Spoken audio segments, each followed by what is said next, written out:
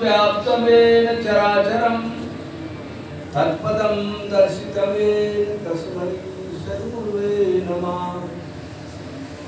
श्री गुरु के पदों को है मेरा दंडोत प्रेम से, यही प्रेम रहे स्थायी, कृपा दृष्टि वही मिले। मंच पर आसीन परम श्रद्धेय स्नेहानंद जी के चरणों में नमन करते हुए सभा हाल में उपस्थित विभिन्न ग्रामों से, उमरा से सरदार भाई, ग्राम मेघ से आदरणीय शास्त्री जी, बड़े सौभाग्य की बात है संस्कृत के ज्ञाता हमारे बीच में उपस्थित हैं। आदरणीय रानी प्रदेश से जगदीश भाई, तो अभी हमने दो वक्ताओं को सुना।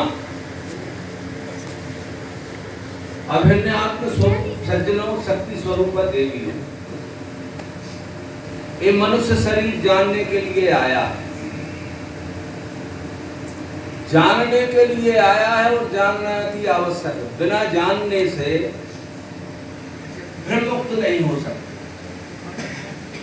कुछ बातें ऐसी हैं, ऐसा लगता है कि जो एक ही बात करते हैं, एक ही बात करते हैं, परंतु इन बातों में इतना भ्रम छिपा है। अभी उपदेश हुआ आदरणीय भैया जी का, के मुखारबिन से हमने सुना समझा,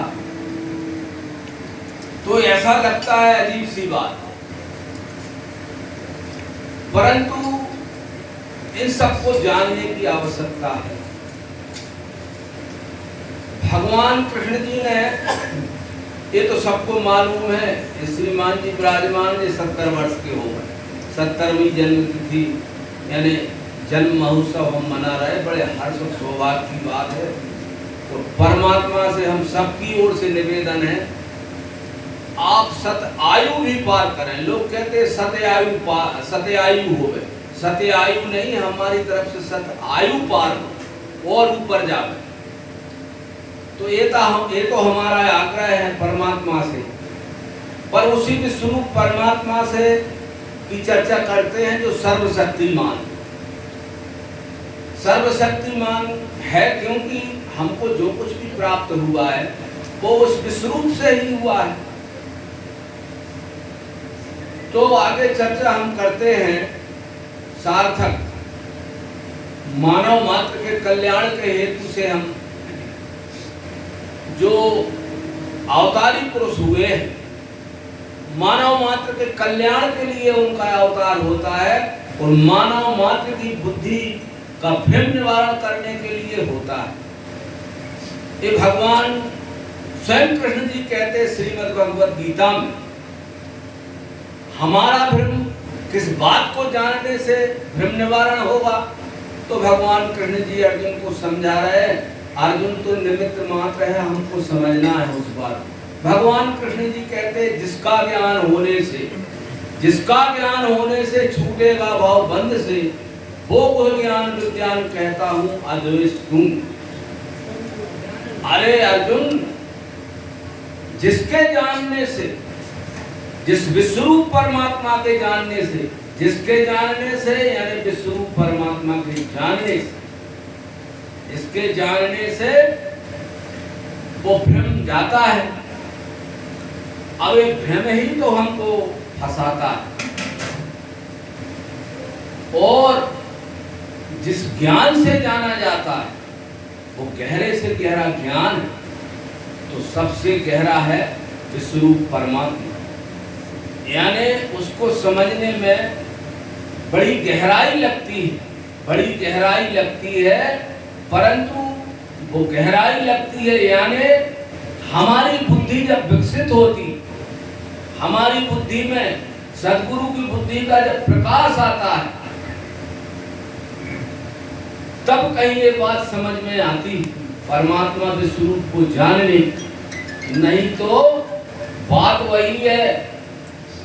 अभी हमारे आदरणीय मेरे पूर्व जो वक्ता कह रहे थे कि मैं क्षर भी नहीं हूँ, अक्षर भी नहीं हूँ, सबसे न्यारा हूँ। तो लोगों ने कही ये तो सब आडंबर है, क्षर अक्षर सबसे न्यारा, न्यारा ही में लग गए, न्यारा ही को ढूंढने में। क्षर में ही हूं। भगवान मायानंद चेतन जी 9वें अवतार कहते हैं। एक कमी रह गई इतिहास में लोगों को समझाने में। अरे अवतारों के द्वारा अपनी तुपनी क्या बात। भगवान कृष्ण जी समझा रहे हैं कि क्षर भी मैं नहीं हूं, अक्षर उनसे न्यारा हूं, पर नहीं।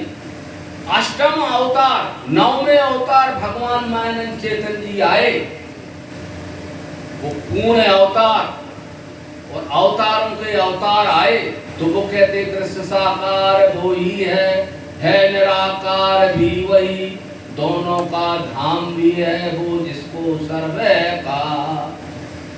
अरे भाई मुझे न्यारा अलग ढूंढने की आवश्यकता नहीं है।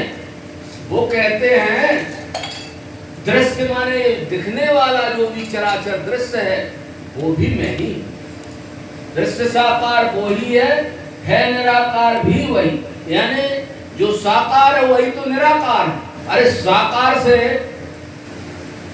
एक फूल की माला है, ये साकार है, अब इसमें सुगंध भरी है, इस फूल से सुगंध करके अलग दिखा दो। कोई वैज्ञानिक कोई कलाकार हो तो इस सुगंध को अलग करके दिखाओ, कदापि होने वाली नहीं है। इसलिए भगवान मायानंद जी कहते हैं दृश्य साकार वही है, जो ये फूल माला दिख रही है वही है, और इसमें जो भरी हुई सुगंध है वो भी वही है, और दोनों को मिलाकर इसका नाम फूल दे दिया तो न्यारा कहां से, सब कोई तो है। तो ये अध्यात्म के जो शब्द हैं अत्यंत समझने मार्मिक है, समझने लायक है। अब माया माया का भी उच्चारण हुआ। माया क्या है? लोग समझते हैं अरे माया माया, अरे माया दो प्रकार की है, अविद्या माया और